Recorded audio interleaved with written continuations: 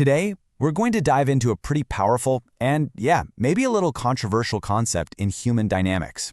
It's called the art of strategic absence. And believe me, it's a tool that can totally shift how people see you and value you.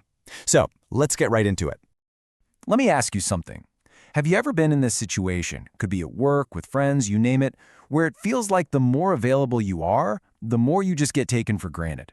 You know, you're the one who's always there, always ready to help, and yet your impact just feels kind of watered down? Well, that feeling, it is not just in your head. It actually comes from something we can call the curse of constant presence. It's this weird paradox where the very act of being there all the time can, believe it or not, work against you. Okay, so think about it like this.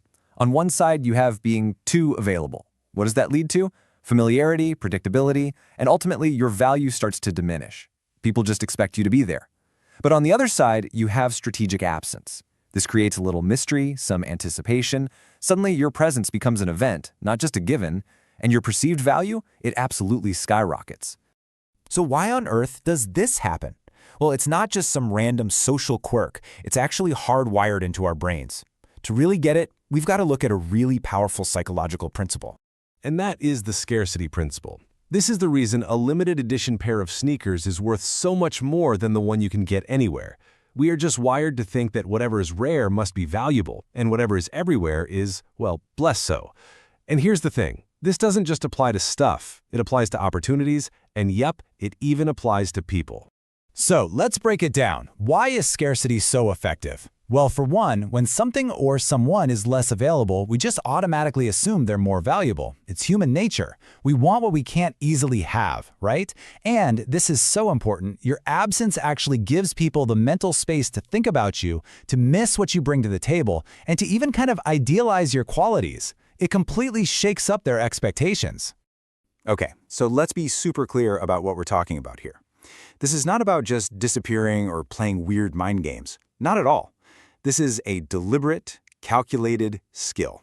The two most important words on this slide are conscious and temporary. This is a choice, a deliberate choice for a limited time to get a specific result.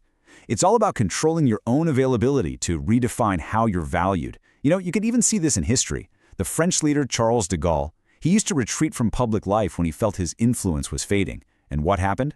The nation felt his absence so keenly that they would call him back with even more power than before. All right, so you get the what and you get the why. Now for the really interesting part, the how. Let's walk through the actual step-by-step playbook for making strategic absence work for you. Now, there are 4 key stages to this whole process. And listen, the order is absolutely critical. You can't skip ahead. First, you have to be present and valued. Then, and only then, you withdraw deliberately. After that, you gotta let them feel your absence. And finally, you come back with an even bigger impact. Let's dig into step 1, because honestly, this is the foundation for everything else. You can't be missed if you're not bringing anything to the table in the first place. Plain and simple. Before you can even think about pulling back, you have to establish yourself as a source of great ideas, or positive energy, or some unique skill. Your presence has to be a gain for your absence to even register as a loss. Okay, on to step 2. Once your value is rock solid, you withdraw. And I want to be crystal clear here. This is not ghosting. It's not being cruel or just vanishing into thin air. It's a tactical, temporary reduction in how available you are. So maybe you take a bit longer to reply to non-urgent texts, or you say no to a few optional meetings so you can focus on more important work. It just sends a quiet signal that your time is valuable. Step 3 is where the real magic happens. And honestly, it's probably the hardest part. You have to do nothing. You have to resist that urge to jump back in and fix everything. You have to let your absence create a little vacuum. Let people realize what it's like without your input. Let them actually miss your insights. This is the space where they get to reevaluate and truly appreciate your value. And finally, step 4, the return. When you do reemerge, it shouldn't be a quiet little trickle back into the old routine. No way. It should feel like an event. You come back with a new idea or a problem you've solved or just renewed energy. You reestablish your presence, not at the same old level, but at a brand new higher peak of perceived value. Now hold on. Before you run off and disappear on everybody, we have to talk about the risks. This is a sharp tool, okay? And if you're going to wield it, you need skill and, frankly, some ethical consideration. This quote just nails the danger perfectly. When you do it right, absence really does make the heart grow fonder. But if you do it wrong, or you do it for too long, it can create a lot of anxiety, resentment, and just plain distrust. You risk making people feel abandoned instead of appreciative. So what's the difference? It all boils down to your motivation, your intent. Are you doing this to increase your self-respect and recalibrate your value? That's strategic. Or are you doing this to control or maybe even punish someone? Well, that's toxic. And the outcome flows right from that choice. One way leads to renewed appreciation. The other, it leads to insecurity and broken trust.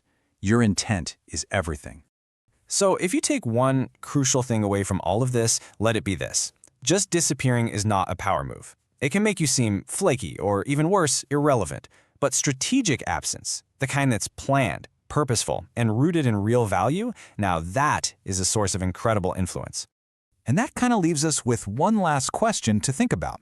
When you use a technique like this to command the value that you know you deserve, is that a profound act of self-respect, or is it just the cold science of manipulation?